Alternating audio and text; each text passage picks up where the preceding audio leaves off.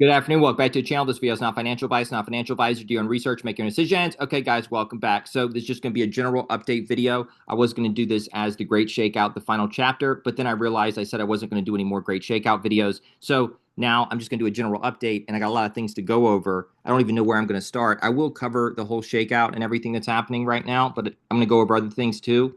And this was yesterday about DeepSeek, so this is still an ongoing story. DeepSeek's iOS app is transmitting sensitive user data without encryption to a cloud platform linked to ByteDance, leaving it wide open to hackers. And then the UK demands access to Apple users' encrypted data. This ties into a conversation we were having a few months ago just about potential opportunities with ICP and big tech at some point in the future.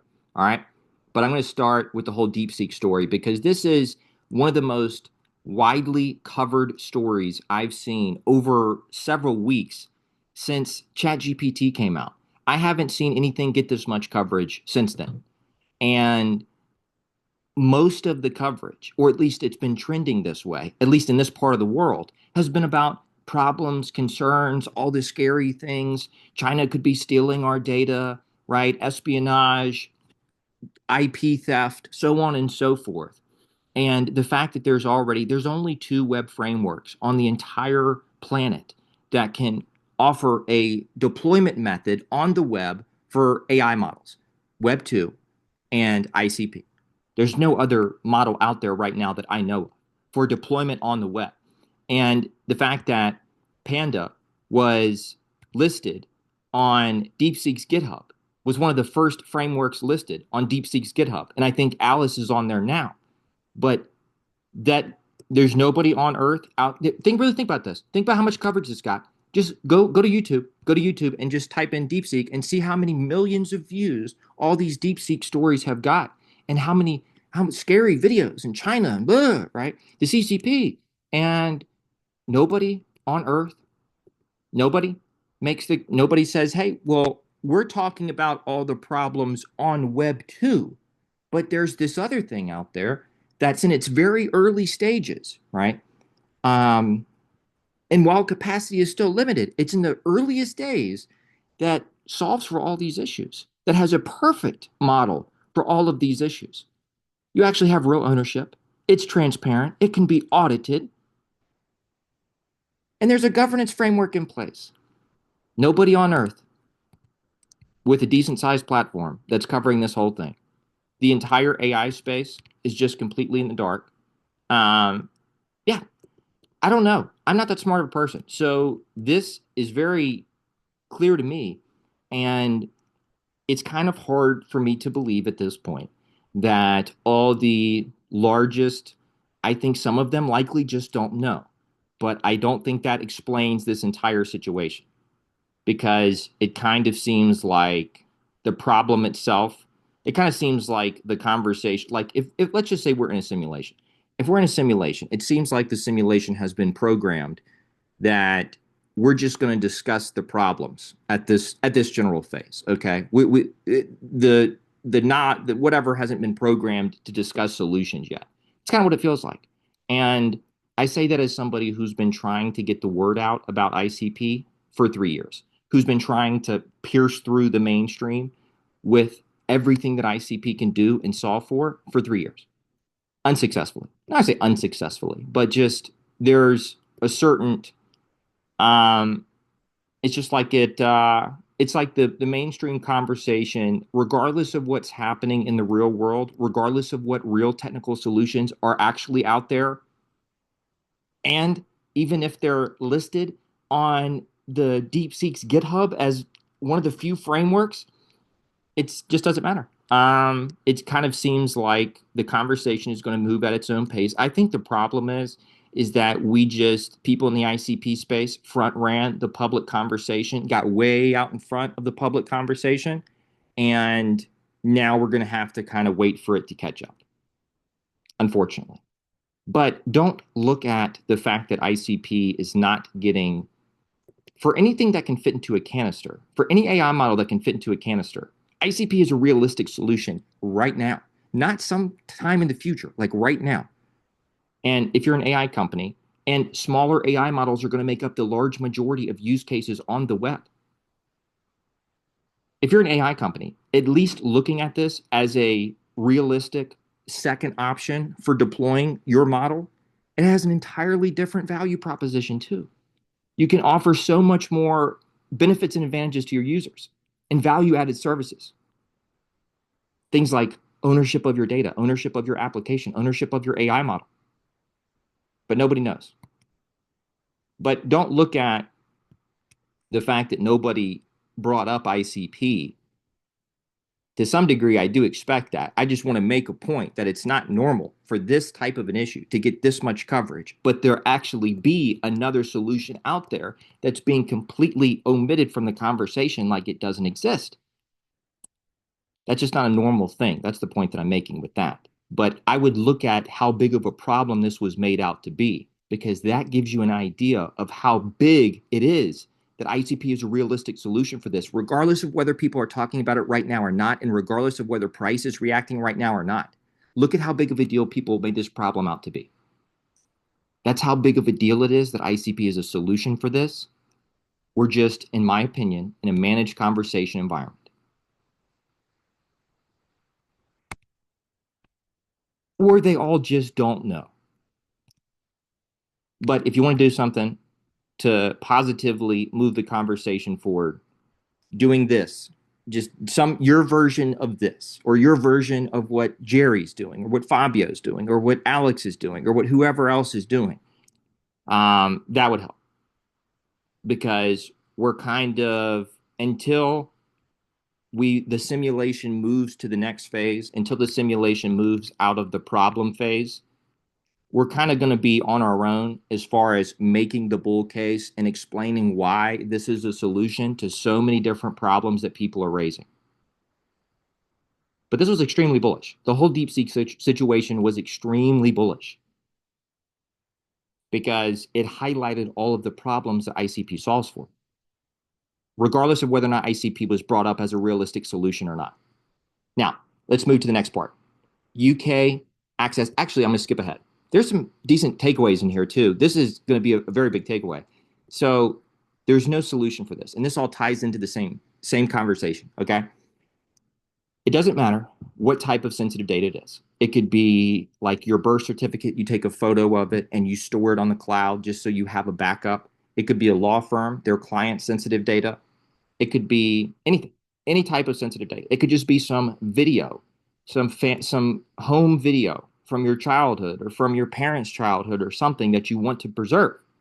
So many different, so any type of sensitive data. The second that, because there's no verifiability on Web 2, it's impossible to verify anything. Once you store something on a centralized cloud provider, there is no way to know how many different copies are out there in the ether. There's no way to know. There's no way to verify that. And it's almost impossible to have real data integrity and security with this model. I don't know what the right term is. I don't want to call it data finality or data scarcity, but in the future, when I upload a video, I'm going to make X amount of copies, and that's all the copies that are going to exist.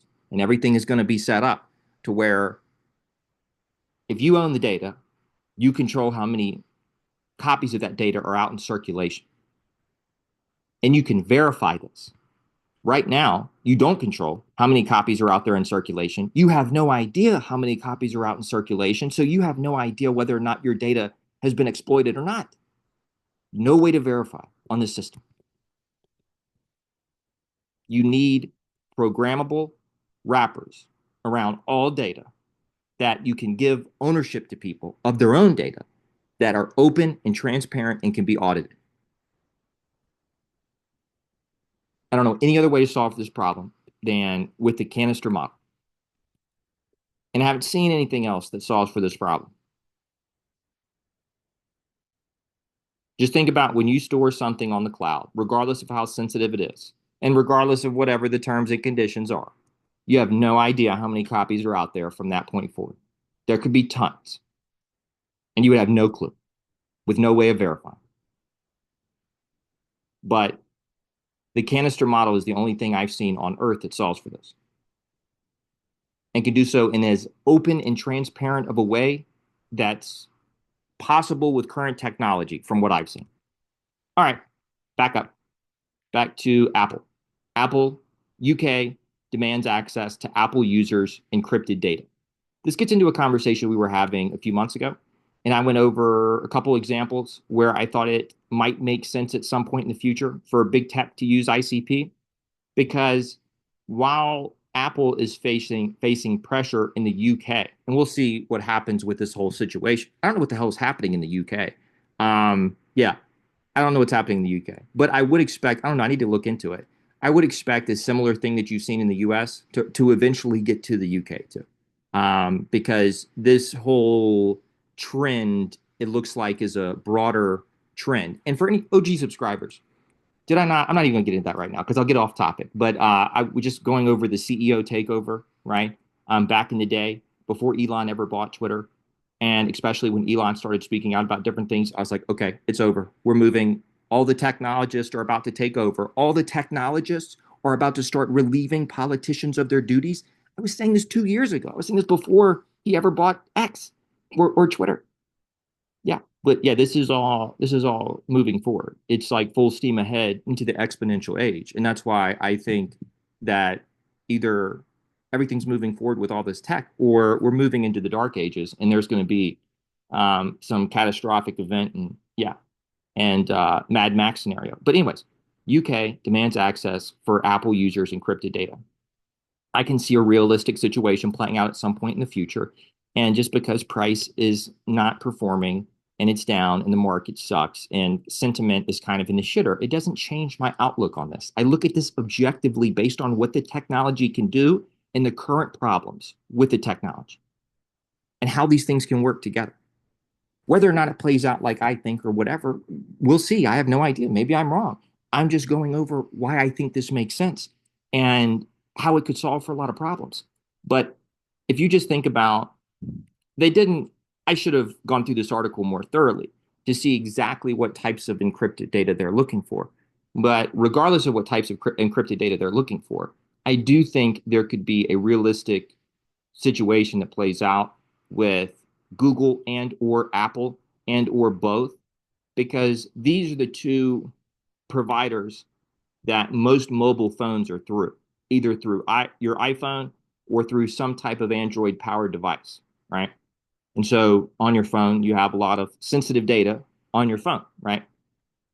I do think there's a realistic scenario where these platforms could become the front end to different types of user applications and ICP become kind of like a pseudo backend where certain things are just stored on chain and but you're accessing it through your same device through the same application and platform through either a Google powered device, Android powered device, or an Apple powered device. I think that makes a lot of sense. I'd have to go into each use case individually. I definitely think of it makes a lot of sense for photos and videos, but also other types of data as well. Makes a lot of sense for photos and videos. Yep. And I would not be surprised if that happened in the future. But yeah, so that's that on that part. But people are working backwards from prices not moving, so something's wrong. Nobody's talking about it, so something's wrong. People are talking, like their default assumption is something's wrong. The issue with that is again, this is happening in other communities as well. I don't know if I already read over this, kind of all over the place today, but this guy's shitting all over Vitalik. Vitalik's been catching tons of smoke over the last couple months, right? And here's, man, I just don't understand why, I don't know if I already read this, but why it is that Avalanche fails to get any traction or momentum. It's cheaper, it's faster, it's more decentralized, it's scalable in ways that no other network is, and yet it's underperforming. What are we missing? Feels hopeless, not gonna lie. And then people giving Vitalik shit. This is happening with every asset for the most part that has any active people online, and price isn't going up. It's not just with ICP or Dfinity. And they just did a interview. They just did World Computer Day at Davos with an interview with CBS. and somebody, I'm not saying, this could have very well not been anybody associated with Dfinity. I don't care who it was. I'm glad they leaked the demo. I wouldn't have done it, but I'm glad they leaked the demo. And but price isn't moving up, right? So people don't care. And so what people really want to see is price go up. And this is all going to happen on its own time. I understand the frustration and that people are kind of, the market is wearing on them, and there's a real like issue with time-based capitulation that's happening. And I do get it. But worrying yourself to death and just getting on social media every day to like panic, it's only going to make the situation worse for you because this whole thing is going to play out on its own time, on its own time. The simulation moves at its own time, not on any of our time.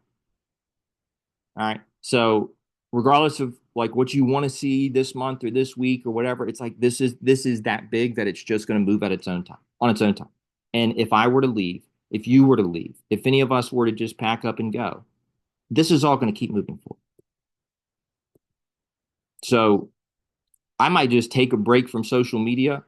Yeah, I'm not really sure what else, but or just spend more time with research. The only reason why I've never been concerned in 3+ years is because every time there was maybe a scary time or that was a perceivably scary time, I would always just keep going back in and digging deeper and say, well, am I missing something here? Am I wrong about XYZ? And just keep digging deeper and deeper and deeper.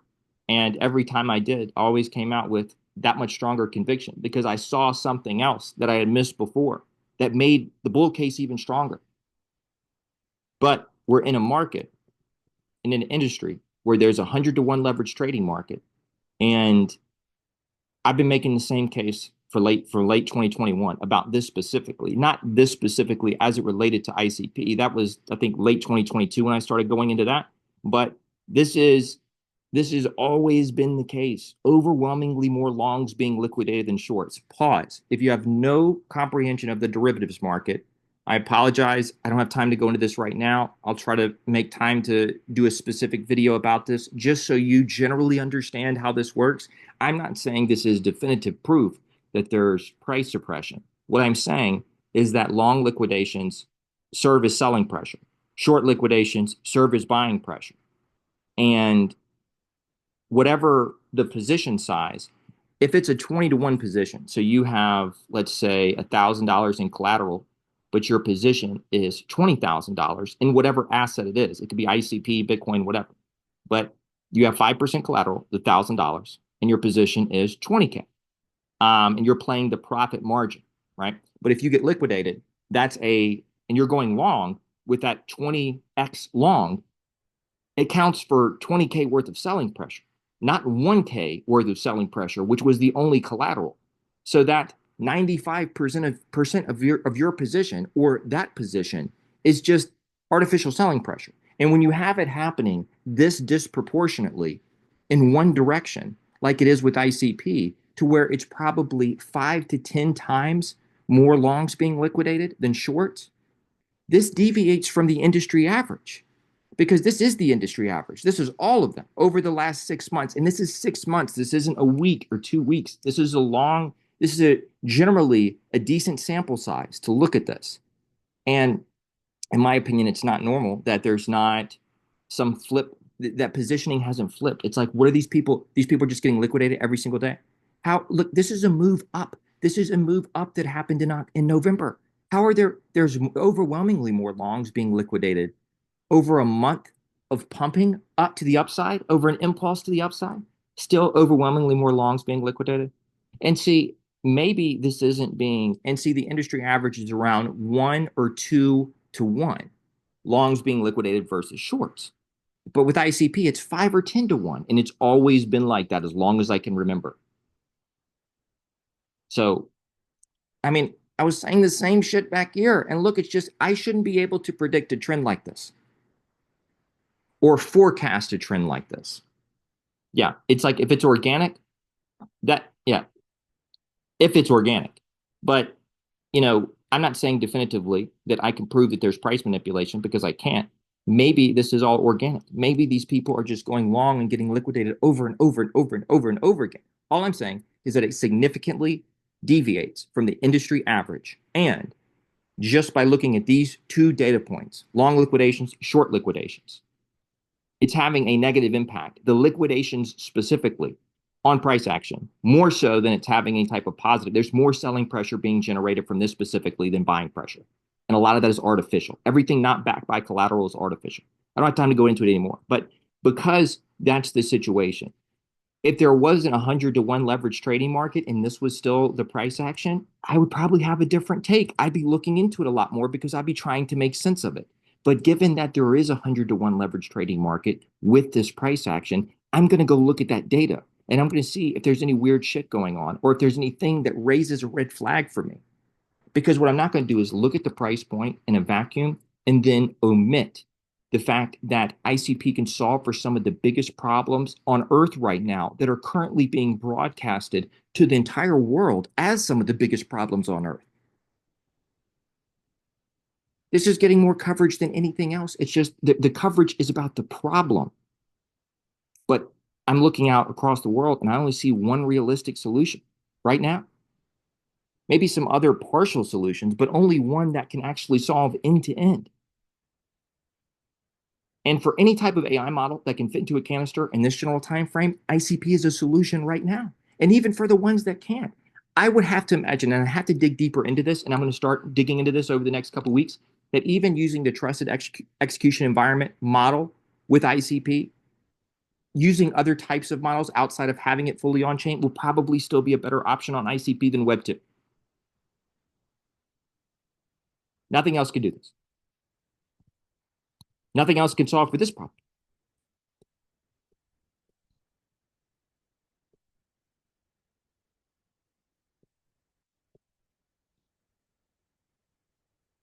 And people talk about like, ICP doesn't really have a product. I mean, I think just the concept of general purpose programmable software that each individual can have ownership of and that can run without firewalls and cybersecurity, that would be a pretty significant product to create, especially in the midst of a $10 trillion cybercrime problem.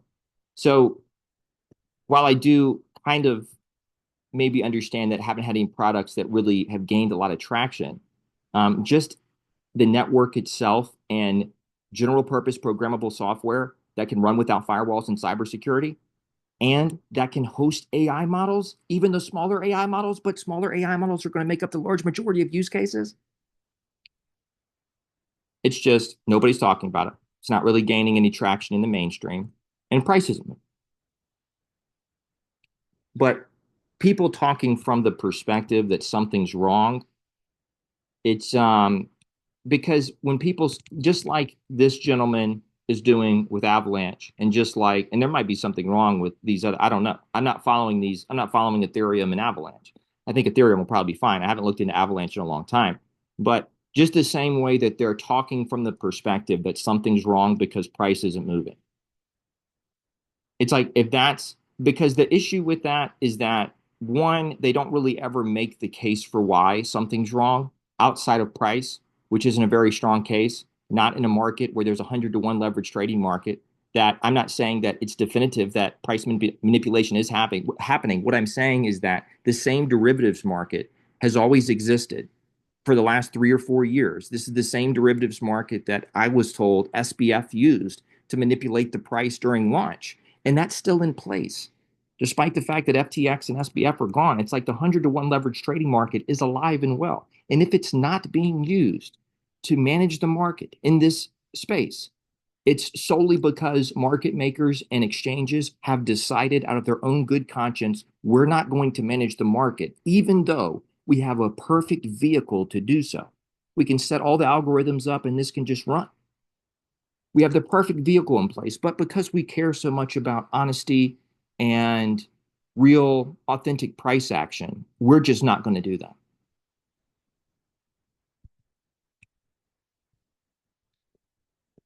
There's something else that I wanted to go over. But yeah, I believe my thesis wholeheartedly. So that's why you're not going to hear my tune change when times are scary, or when people think times are scary, or when a bunch of people are bitching, so on and so forth. I wholeheartedly believe my thesis and always have, and that's why my tune's never changed. I've only become more and more bullish over time. And I've only been able to make a more and more thorough case for the bull thesis, especially with AI. We're just not in a normal scenario. This is not a normal scenario. We're talking about potentially migrating to an entirely new web. I don't remember another time where I lived through a world event like this. This is, if we get to Web3, it's going to be the biggest technical operation ever in world history. And, it's like a lot of times it kind of seems like people are talking about something else. I don't know, if we're going to migrate webs, it's going to take a while. You should sit down and get comfortable or not. You should do whatever you want. I'm just trying to give you some solid, not really like advice, or I would just say guidance on, better ways to manage things, because this is going to go on for a while. And regardless of whatever time frame you have in your mind, this is all going to move on its own timeline, regardless of what we do. And with everything with Dfinity, if you genuinely believe they're working on the hub for Web3, see, I actually really do. And personally, I have no connections or anything to say this. This is just my read on the situation. And I could be wrong about this 100%. I think they've already checkmated the whole space. And I think they know that. And I think that we'll find that out at some point in the future. Could be wrong, but I can see what ICP can do, what it can already do, the problems it can already solve for. All the different, I can work through so many different scenarios where it would make sense for the larger institutions to use ICP, where they would be heavily incentivized to use ICP. I'm not looking at this in a black and white way and say, oh, they would never use ICP because ICP is a competitor, so they're not going to use a competitor and take 5 seconds to think about it. That's not the way I look at this.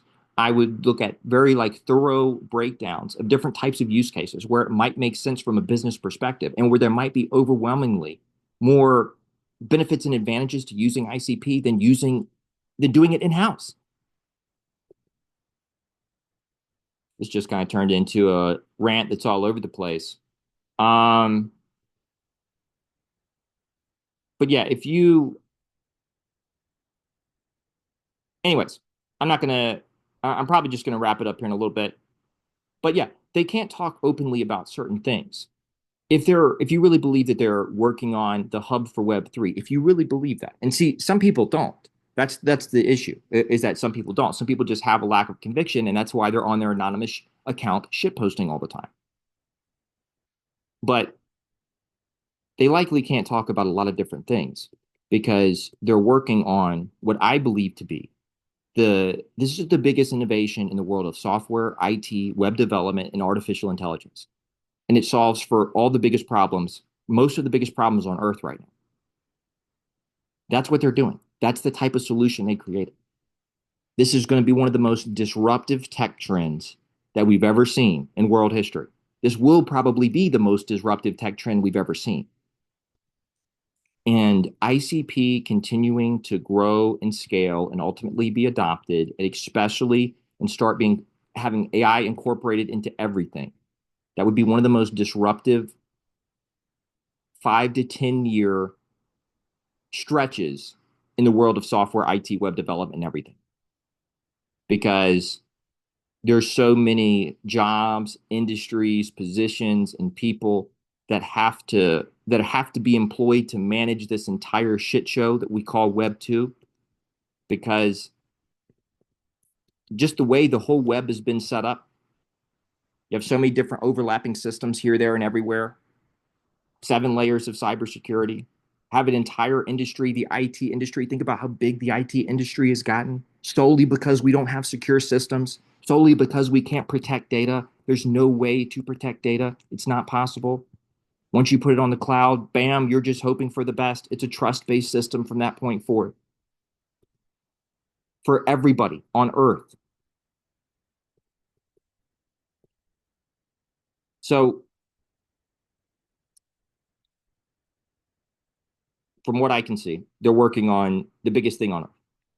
And yeah, And so that's probably why we don't hear this talked about in the mainstream, despite the fact that it can realistically solve for real problems right now. And it's probably why we don't hear it talked about in the crypto space. And we're in a market, we're in a space that has a 100-to-1 leverage trading market. And if prices aren't being managed, it's solely because market makers and exchanges decided out of their good conscience not to manage the market. There's no other reason, because they have the vehicle in front of them to do it. So that's all I have for this video. That's it. Not financial advice. I know this is all over the place. I apologize, but wanted to give my thoughts. That's it. Take care. Have a good day. I'll see you in the next video.